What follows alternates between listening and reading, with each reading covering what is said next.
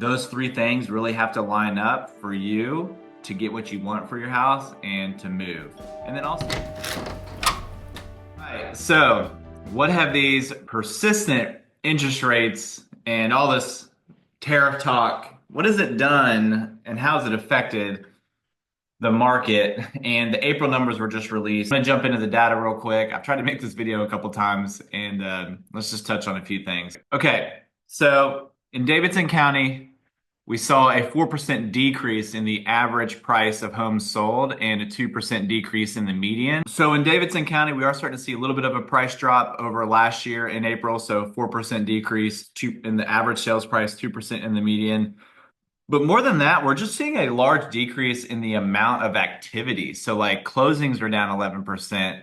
The new under contract inventory is flat. Our total under contract inventory is down 6%. So there's just less buyers pulling the trigger right now, although I have seen a slight increase in the amount of traffic we're seeing in the houses. But really, if you look at the timeline here, so you can see that even though we're down considerably over, or 4%, not considerably, over April of 2024, we are still above the May, June, and close to the July number. So those peak summer months last year already. If you go to Williamson County, we are just completely flat over April of last year. 0% increase in the average sales price. Median was up 1%. Again, our total under contract inventory down 12%.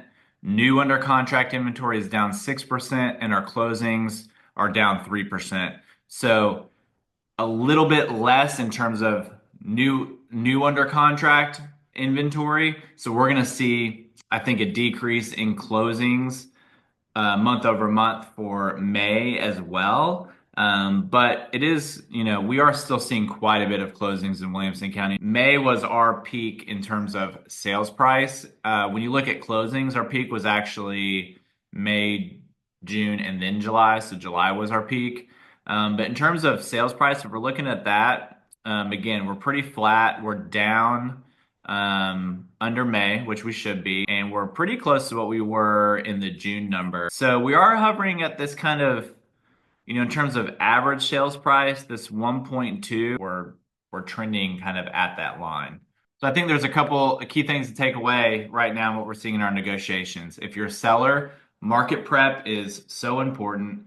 Bringing a product to market that is ready to go and that is in great condition and priced correctly with the market, it's still going to move relatively quickly. But if one of those things are off, if one of the price, condition, location is off, it's gonna be on the market for quite a bit longer, and you're gonna have to make some price adjustments as well.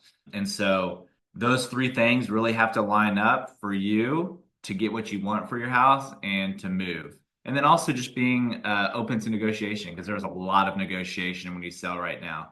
And for the buyers out there right now, just know that not every house is a fire sale. You can't go out and just make whatever offer you want to make on a house. Prices are still remaining relatively stable, and you can advocate for yourself. Obviously, you can negotiate for yourself. But at the end of the day, if you can't make a deal, there's obviously plenty of options out there, and there's a lot to look at right now. More to look at on the market than I've ever seen, or that I've seen in the last 5 years. We'll put it that way. So, yeah, if you want me to run a particular neighborhood, zip code, scenario, you let me know, and I'll be happy to look at it.